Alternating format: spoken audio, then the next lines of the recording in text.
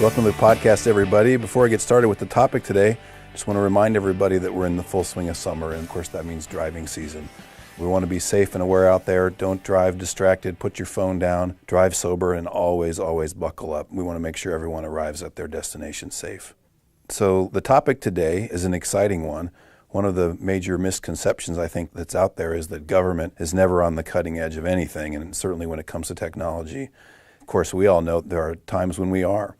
And today we're going to talk about one of those times. We've got a couple folks who are going to join us to talk about their use of drones and how we're using drones to be more efficient, to get our work done in a safer manner, and be more effective in our work. And so we've got Babrak Niazi and Dillon Dittmer. Some of the things they're using drones for are very, very exciting. So let's get to that conversation. So, okay, welcome to the podcast, guys. We have our first two-time guest on the podcast, Dillon. Welcome back. Thanks for having me. You must be a guy with many talents if you're here again. Yeah, I mean, NPR is knocking at my door trying to get me online here. So. Well, don't take it too seriously. We need you here. So, and then I've got Babrak Niazi. Welcome to the podcast. Thanks for joining me. Thank you. So we're here today to talk about drones, and it's something new and exciting that's going on at the department. You can't read the daily clips from AASHTO without seeing something happening in the world of drones. And so we wanted to talk a little bit about what we're doing because we've dipped our toe in that water ourselves. So before we get into it, let's do a quick introduction. So Babrak, why don't you tell us a little bit about yourself? I'm from Nebraska, but if you want to learn more, initially, I came from Afghanistan. I was born and raised in Afghanistan. And then this time where Russia invaded Afghanistan, things went really bad. So I think I can use the word escape. I escaped from Afghanistan, and then the United States accepted me as a refugee. Did you come over with your family? Yeah, Yeah. everybody came, my brothers and sisters. But that happened 29 years ago.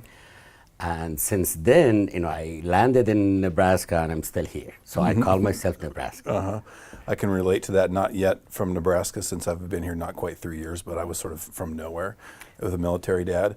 And then eventually I was actually from Kansas, and I got kind of used to that. And I still say that sometimes, I guess, but eventually, maybe in another 26 years, I'll be able to say I'm from Nebraska. Nebraska. And so you go to college in Nebraska I then? went to college, got my bachelor, and then I started working for Department of Roads at that time, and then I started my master's, and I finished it in 98. So I've been with NDOT for the past 25 years. And you're in the bridge division. Has it been entirely in the bridge division? I started in bridge division as a designer, and then I went to geotechnical design, and then I went to District 1 office for a few years. And then came back to bridge division, responsible for all special projects and repair projects. And then they put me as the program manager for National Bridge Inspection Standards, NBIS. And I've been doing that role for the past 10 years. Okay. So a lot of the folks in bridge, I know, are very passionate about bridges. That's a natural fit for them, obviously, but you've moved around a lot, and that's not always the case up there. I know, I wanted to see outside the construction world, and honestly, that helped me a lot because I was a designer. And then when I came back, it felt that designing is easier because I collected so much common You can sense see it in the and field. real and actual experience. So that helped me a lot. Yeah, excellent. Well, welcome. And Dillon, like I said, two-timer on the podcast. Tell us a little bit about your background. Sure. I'm also from Nebraska, Roseland, Nebraska to be specific. I've been at DOT for roughly 8 years, including a stint as an intern. Started as an intern as a wetlands biologist, kind of mixed, kind of a little bit of everything. Moved into a full-time position upon graduation. Worked at that for a number of years, and was able to move into a management role as an environmental program manager for the technical resources unit. Yeah, and you've got lots going on down there with NEPA assumption and everything else. We do. But you're also involved in drones. Yes, finding ways to be as efficient as we can with the time that we have is very important. Excellent. So with all the other things going on with NEPA assumption and everything else in the environmental group, you've dipped your toe in this drone world. How do we think we can use drones in the environmental world? A lot of my exposure to it has been through other DOTs, presentations at conferences that we've been able to go to. They're doing a lot of preliminary survey, a lot of environmental survey based on, say, a project like Lincoln South Beltway, where initially you have this spaghetti on the map. They're flying multiple corridors, multiple alignments, gathering not just photo data, but LiDAR data, ground survey, Yeah, so the near quality photo would information. just be the picture, but Correct. LiDAR is a technology that allows us to see more. How would you Yep. describe it? Yeah, really the topography at that point. Okay.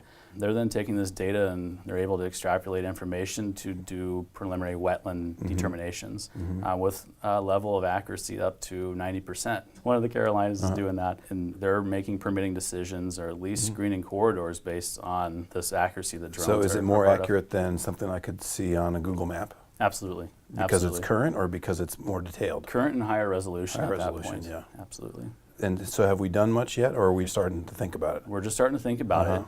We recently had Jake from NDOT run out to a couple of our mitigation banks just to give a different perspective. So we meet yearly with our interagency review team, which includes a number of resource agencies that provide the DOT input on our mitigation banking program. The drones, just the perspective that it gives gives the person just a different look and feel rather than a ground photo. I find that the site comes alive with that information. I was at an event where Jake had brought his new drone out that he's using for pictures. It got a lot of attention. A lot of the folks who were at the event were very interested in what he was doing. Absolutely. And having a chance to just see what they were seeing on the screen, and you could really, exactly what you said, it was over a new construction project, and you could just see a perspective that you couldn't see from the ground. It was very, very cool. The potential to enhance threatened endangered species surveys, so when we're going out and surveying for, say, swift fox dens, potentially endangered species, flowers, vegetation that could be there, depending on the accuracy. And that part of it is unproven to me, but listening to how Bridge is finding the accuracy and detail, the potential could be there. Also, identification of cultural resources, so maybe flying a historic district and capturing the buildings. So also potentially siting mitigation sites. So wetland mitigation sites, finding new sites just by covering a quick area could be a tool for us. One other thing that we are piloting with Digital Sky through Bridge Division is actually going out and creating a video of our Red Cloud South bridge. Unsure what the outcome of this bridge life will be in the future. But we're looking at how could we use drones as potential documentation of a resource outside of the natural environment. So there's a number of ways that we What do you mean when you say documentation of a resource? potentially mitigating for the impacts of a resource. You're documenting the resource through video, through conversations. And So it's an description easy of the way site. to quickly and accurately and then repeatedly document how, say, a waterway may have changed or may be impacted by our projects. Correct. Or if we move down the road that this bridge is removed at some point in time, that we would have this bridge captured, a video tied to it, and bring that bridge to life and keep it there. in Okay. perpetuity. And you mentioned the contract with Digital Sky. Babrak, you're not just thinking about it. You guys have been using drones up in Bridge. Yes. Describe that. What are you trying to accomplish? Through this pilot project that we had with Digital Sky, we selected 11 bridges in 6 different categories to go and inspect. So these 6 categories represented 6 different types or conditions of bridges where drone could be very useful. For example, one was Missouri River Bridge.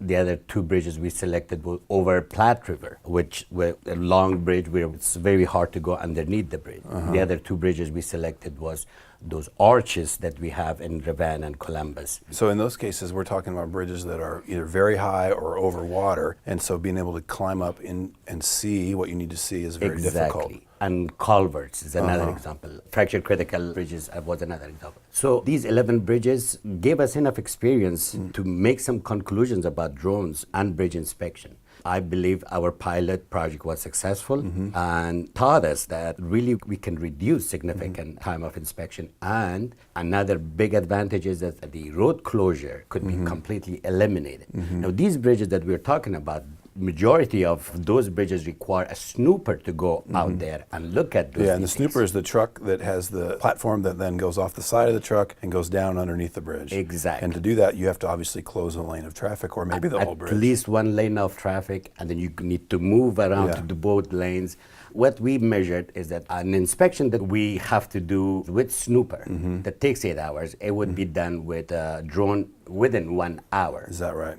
And there's no traffic closure, and it's just that quick. One of the things I suspect a bridge inspector might be worried about would be that I want to get my hands on it. I want to be there and I want to be able to get close and see it.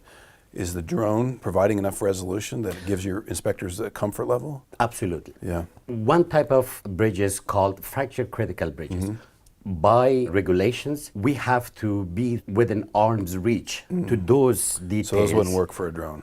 At this point, we use this drone to see how the resolution, how the quality of picture and how and videos. comfortable you were, yeah. And then, of course, other states are also, I'm hearing, doing the same thing, trying to present this to FHWA. That these resolutions, these pictures are not regular pictures. These are very, very good. And honestly, that's how we found out. The more you zoom into it, the more you can see the very small details of welding and so forth that you can determine whether there is a problem over there or not. So, yes, to answer That's your good. question. Well, 1 hour compared to 8 without the lane closure, and then I think there's a safety element as well because you're not harnessed to a snooper truck. And traffic would not see any workers on the road because the operators of drones could sit any place under the shade, over, put a chair for himself and inspect, because this is really that much fun. And we're not inspecting the surface of the bridge where the traffic is. We're always underneath for the most part. The areas where you cannot easily reach and see. Surface of the bridge is just walk through. You just walk it, Okay. Well, it sounds like it's been a successful pilot. Absolutely. Our findings shows that drone is a technology that would definitely be part of our bridge inspection for the future. Do you think it's the kind of thing that is targeted in unique places, or do you think in 10 years we'll just use drones and only drones?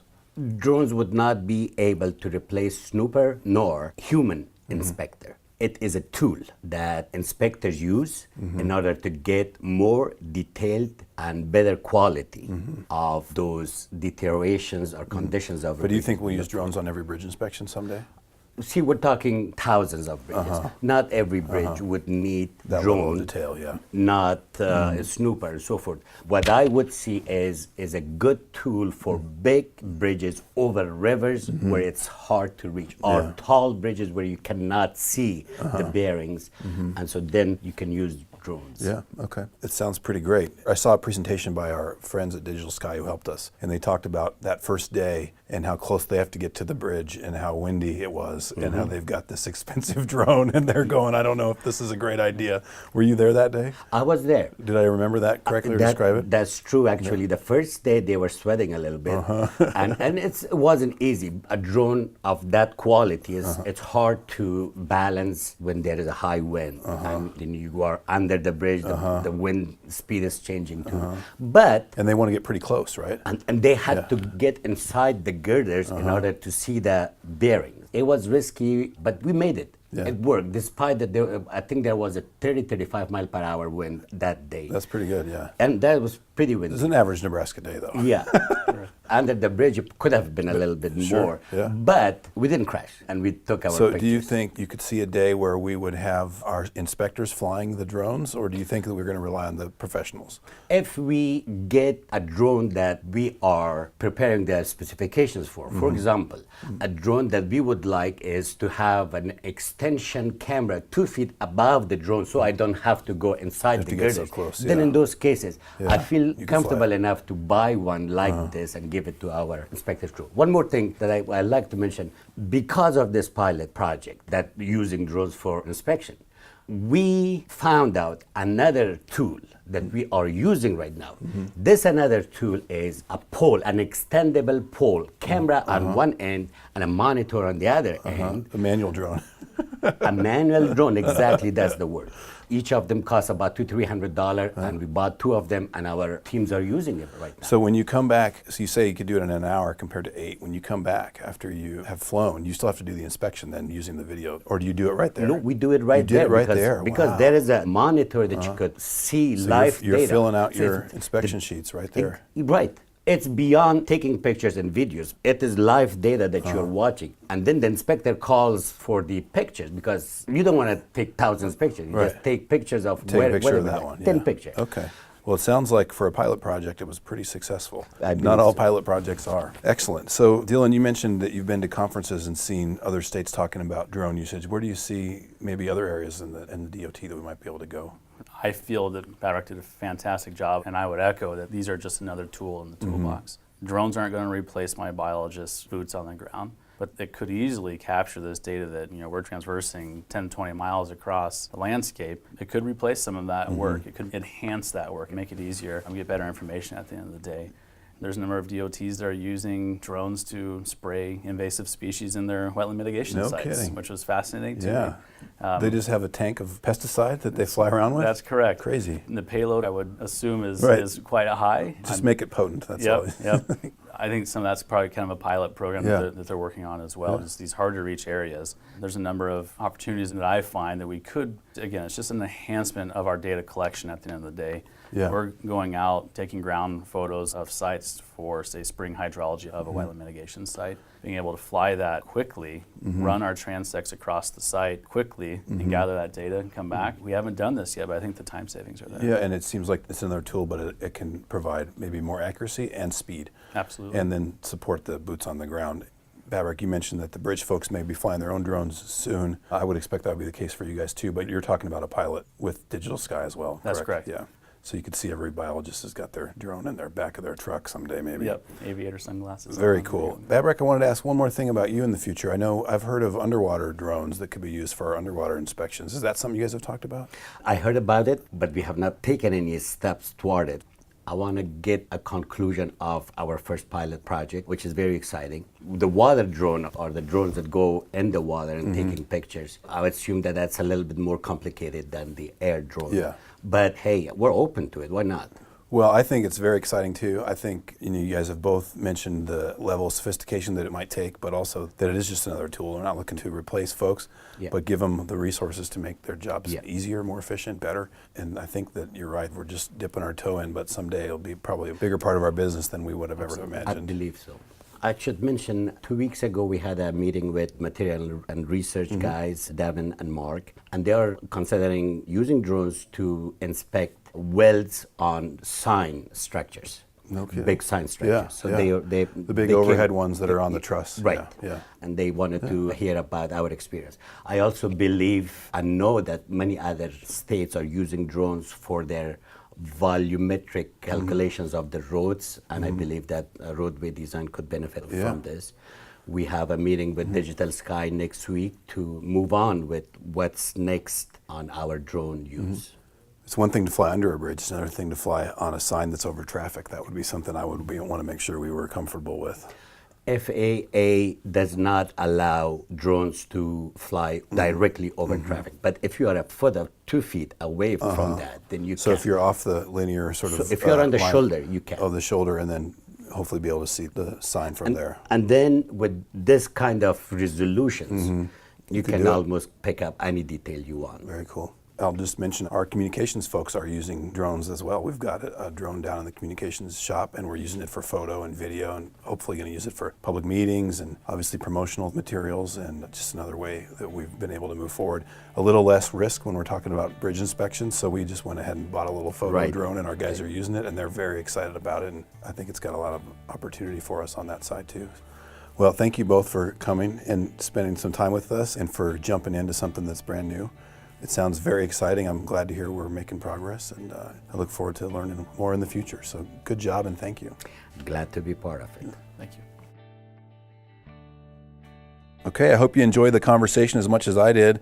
It's just so exciting to be on the front of using some of this emerging technology. Using drones to make our work better fits very well, of course, with our goals of being more effective and efficient in our work. And so I want to thank Babrak and Dillon again for joining us on the podcast. And just a reminder, folks, to drive safe, and please pay attention when you're out there traveling on the roads this summer.